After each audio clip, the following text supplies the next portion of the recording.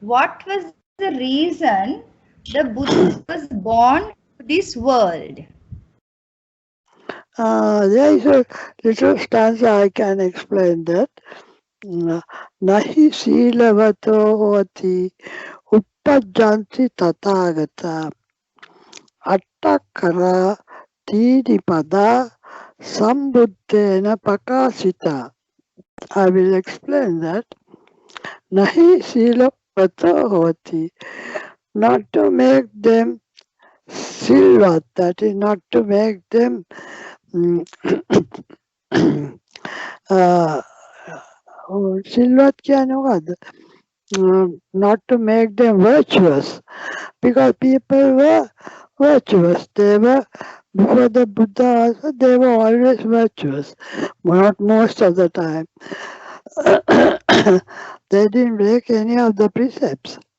So, Silavato means not to make them virtuous, nahi Silavato hoti. Uppachanti tathagata, upadinavalu. බුදුවරු උපදින්නේ සිල්වතුන් කරන්න නෙමෙයි. සිල්වතුන් ලෝකෙ හිටිය හැමදාම. අට්ටක් කරා තීනිපදා සම්බුද්ධේන පකාසිතා. මේක ප්‍රකාශ කරන්නයි බුදුවරු උපදින්නේ. මොකද්ද? අට්ටක් කරා කියන්නේ අක්ෂර 8ක්. 8 sounds. තීනිපදා කියන්නේ පද 3ක්. 3 words and 8 sounds. Now tell me, what are the 8 sounds? What are the 3 words? Sambuddhena pakasita, that the Buddha Prakasakana, he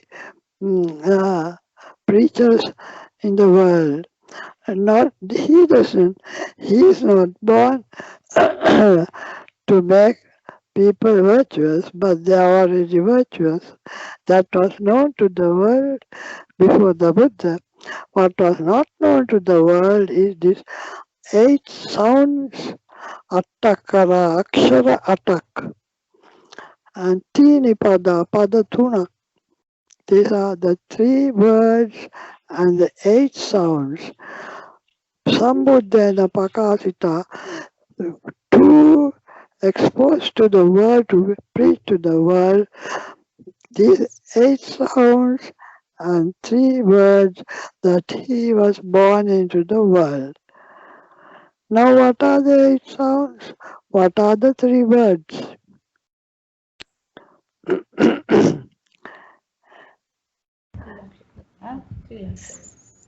ත්‍රිලක්ෂණයද භික්ෂුණීන් වහන්ස?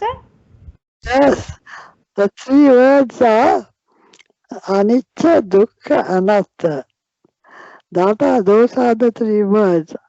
Tini pada. And what are the 8 sounds? Akshara.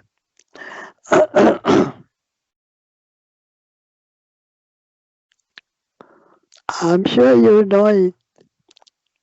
Akshara sounds, not is it the eightfold path, but those are words. No, these are Akshara. Anybody else? Akshara. Yeah, tell me. I have said it before, but maybe you have forgotten. Kian, what are the 8 sounds? Sounds, is it අනිච්ච දුක්ඛ අනාත්ත එකේ එන sounds අටද භික්ඛුණී? A, ni, cha, du, ka, a, na, ta. Onata. These are the 8 sounds. Akshara atak. And the 3 words are anicca, dukkha, anatta. So the Buddhas are born into the world to expose this anicca, impermanence, dukkha, the pain and suffering of the body and mind, and anatta, the non-self nature, that things happen due to causes and conditions, paticca samuppada, and not due to me. So that me, I and mind is only a conventional reality because it is a language necessity. Otherwise, you can't speak me, I, and mind. But it is not an absolute reality. That is the right view. So, the Buddhas are born into the world to speak anicca, the impermanence, dukkha, the pain and suffering of yours and others, and anatta, the non-self nature. You know very well sympathetic nervous system works. It is not you. Even when you are sleeping, even when you are unconscious, the inside organs are working. So that you must realize I am not the one who is doing this body. It is happening due to causes and conditions. That is the Paticca Samuppada. They all come into line like a jigsaw puzzle. So the Buddhas are born into the world to expose this because before the Buddha, they said not anicca dukkha anatta, they said nicca subha sukha atma. Buddha exploded that view when they said nicca permanent, Buddha said anicca impermanent. When they said sukha, the Buddha said dukkha, pain and suffering. When they said subha, beautiful, lovely, Buddha said asubha, see the inside you will find the asubha. Then when they said Atma, me, I and mine, Buddha said Anatma.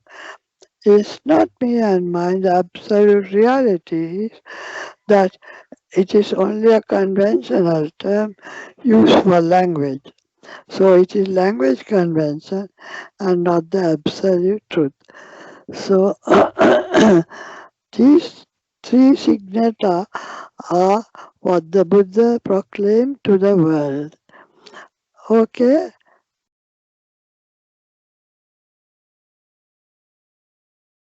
Kuni, the Mahapurisa Lakshana, as described in books, project unbelievable features for a human being.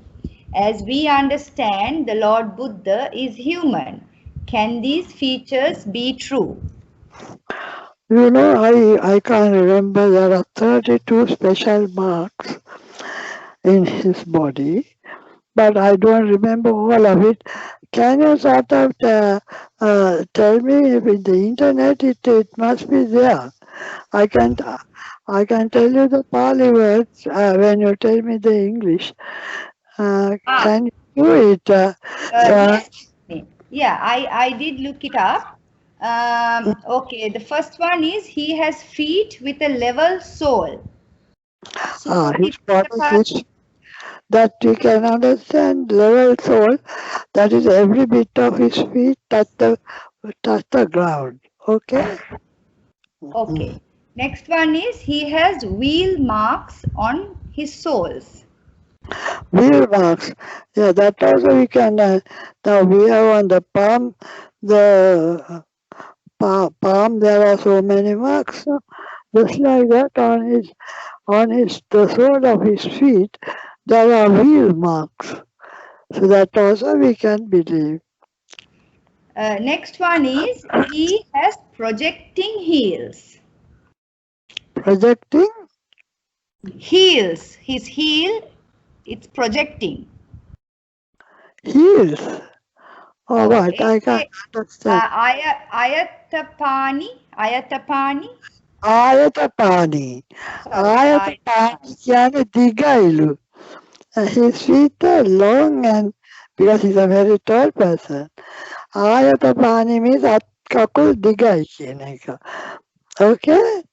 Okay. Next one is he has long fingers and toes. ඒකත් you can understand. He had long fingers and toes. Yeah, they were all in uniform. Yeah. Right. Next one is he has net-like lines on palms and soles. One other. Sorry, I missed one. His hands and feet are soft-skinned. Soft Soft-skinned. skin. Yes, he's very smooth hands and feet because he has no, he has no rough hands and rough feet like we have. Okay, The very next one smooth to is, the touch. Yeah, right. Okay. He has net-like lines on palms and soles. he has what lines? Net-like. Jalahatapado. Jala attapad. So Yes, sorry. Jala attapad. Jala kyane dalak kogane. He has peculiar lines on his palm. Is that right? Jala kyane dalak kyane ka. Oh, Like a Jalak. network. Oh, like a net. Network, yeah. Ilangeka, he has high raised ankles. High Raised ankles. Ussankapado.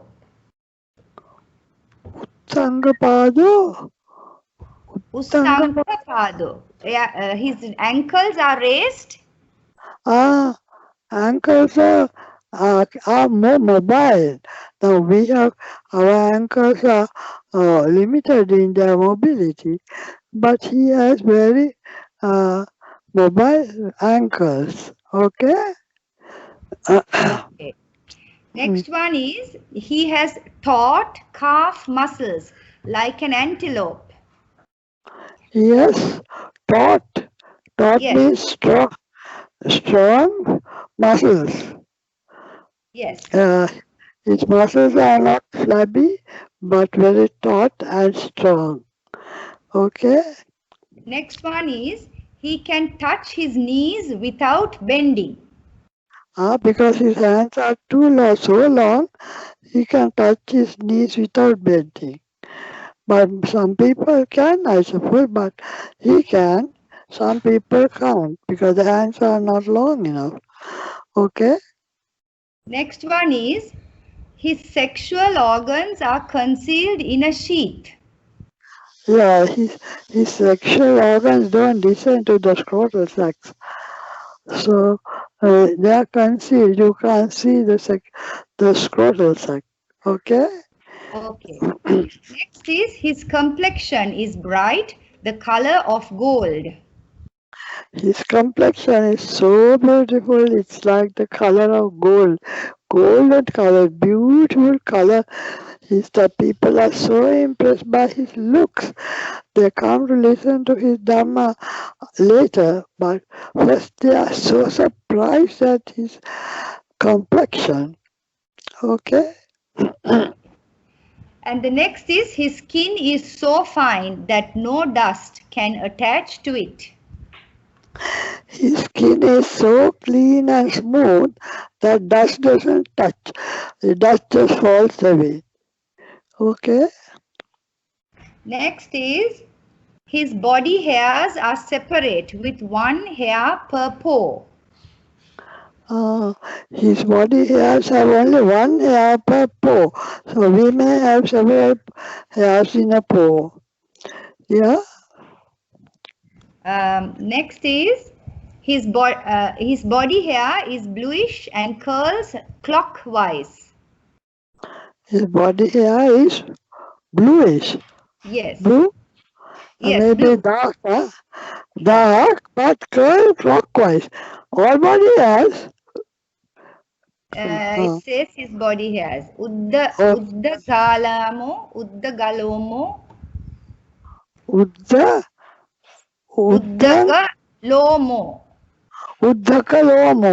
Uddakalomo means they stand up and Uddakalomo and what else? Uddagalomo is one. The next one is that's the only word for that bluish hair and curls clockwise. Next one is he has a godlike upright stance. Brahmujugatto. Ujjugato can gata. His body is erect, like a palm, very erect. He is not bent or hunched. Okay? Okay. Next is he has the 7 convexities of the flesh. Satu sado. Magada? Satu sado. Or satu sado. Satu. Ah, Satu sado. Satu. I don't understand that. But I It's the 7 convex surfaces on both hands, both feet, both shoulders, and his trunk. so Sapta. Seven. Sapta. Yes. Magada? Sado. Sado. Sado can Hamadam can always he is not shriveled up anywhere. All these 7 places. What are the 7 places? Both hands, both feet, both shoulders, and his trunk. So they are not shriveled up. They are so clean and so smooth. Okay. Next is he has a chest like a lion's. Lion that he's always with the chest forward. He's not hunched, and his chest is so beautiful. His bodily marks. Okay. Okay. There is no hollow between his shoulders. Between his shoulders there is no hollow. That means his shoulders are straight. Okay. Next is the distance from hand to hand and head to toe is equal. That we can understand. Hand to hand, end of the fingers and end of the toes and the head. That distance is equal. Okay. Next is he has a round and smooth neck. Round, smooth neck. So it is not having any veins or arteries or bones or something like that. But his neck is so perfectly round and smooth. Yeah. Next, he has sensitive taste buds. So his tongue has sensitive taste buds that he can feel the taste much better than any one of us. His taste buds are far more sensitive than ours. Okay? Yeah. The next is his jaw is like a lion's. Jaw is like a lion. I don't understand. Maybe that The his Pali jaw word is. is siha hanu. Siha. සිංහහානු සිංහ කියන්නේ සිංහයාටනේ හනු කියන්නේ හක්කට his jaws are like that of a lion. I don't know what it is. Yeah. Then he has 40 teeth. Yes, he has 40 teeth, not like the 32 we have. Okay. Next is his teeth are evenly spaced. His feet are evenly spaced. Teeth. Huh? That. Yeah. Teeth are evenly spaced. His teeth are, yes. Now our teeth are not even because some of the teeth are pointed, some teeth are flat. So his teeth are all even. Okay. Next one is his teeth are without gaps in between. So we can understand that. Yeah. We always have some crevice between the teeth. Okay. I have a terrible problem because when I eat, these things get inside that crevice. Okay. Yes. Next is he has crystal-like canine teeth. Crystal-like? Canine teeth. Sukhadanto. Canine?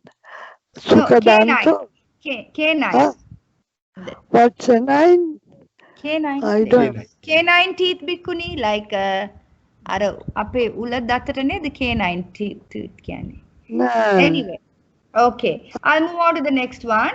He has a large, long tongue. Tongue, yes, his tongue is so long, it seems he can cover his face with the tongue. Yeah, that's also something very special, yeah. Okay. He has a voice like a Brahman. Brahma Brah- Saro Brah- Hira Brahma, Vikabhani. Brahma. His voice is like that of a Brahma, a divine person.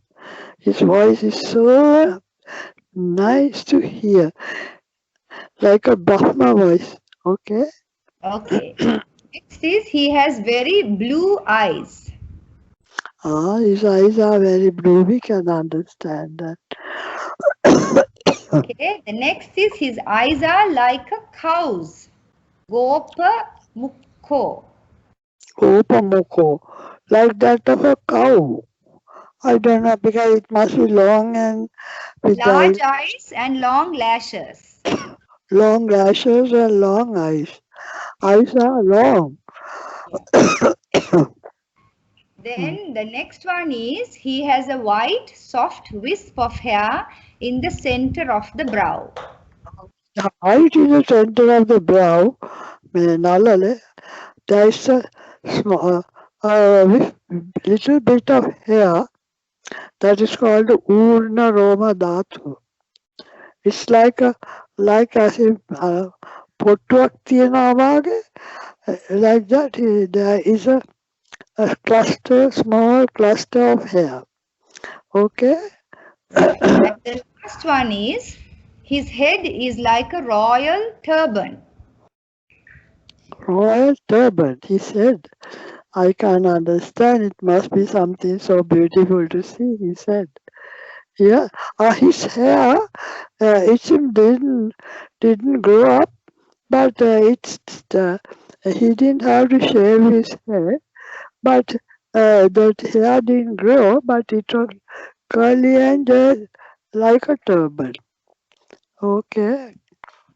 So Bhikkhuni, question is Mahapurusa Lakshana also would have obviously been subject to anicca, right?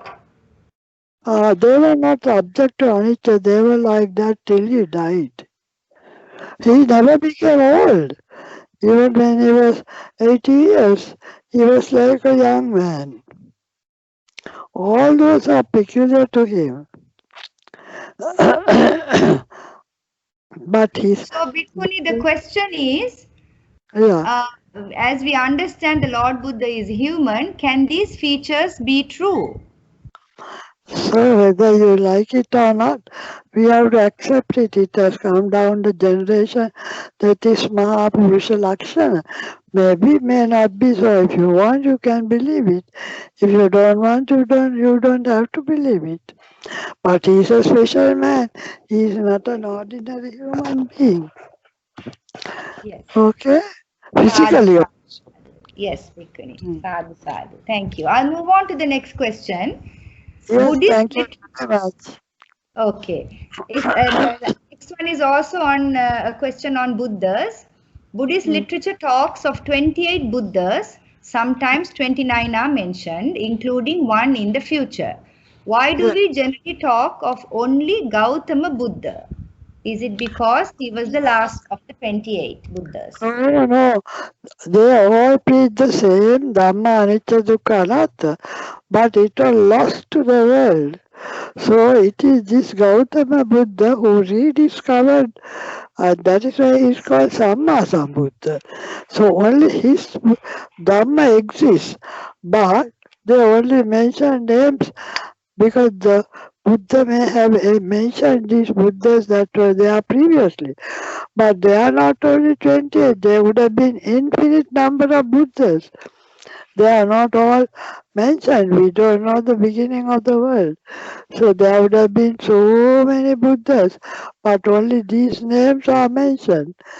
And only the Gautama Buddha, all by himself realized the Dhamma. That's why he's Samma Sambuddha.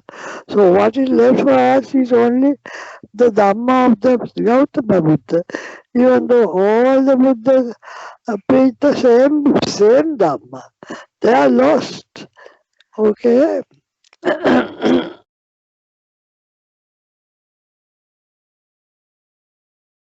When we do ping, is it for the upliftment of others because we feel sorry for their predicament, or is it selfishly for ourselves? There's more to it.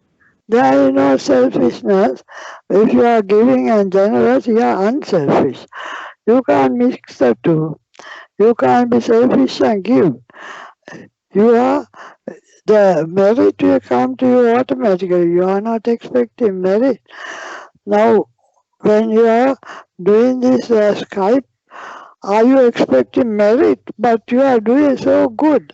It automatically gives you the merit. You have got nice friends, you have got people who appreciate you. It is natural. So, doing ping is very important because if you have no ping, you can't do kusala at all. There's a difference between ping and kusala. Ping is giving generosity, giving food, giving lodging, giving clothes, giving and becoming kind and generous to the world. That is ping.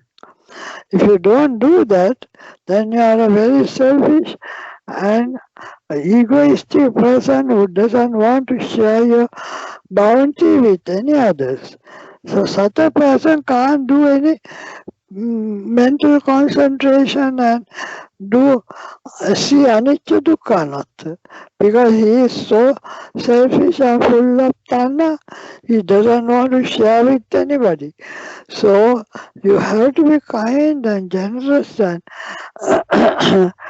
good to one and all as far as such things are possible. You don't have to underdo, you don't have to overdo, but such a person is a dependable person. So such a person is a good and noble person. He, if he has the power and the power to do anything, he will do it. So he is very dependable.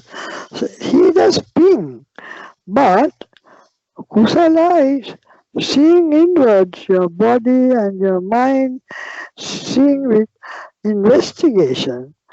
That is what is kusala. That is uh, understanding your mind. When you know you are having anger, you get rid of it.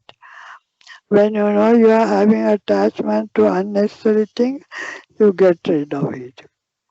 As living, as lay people, you can have an attachment.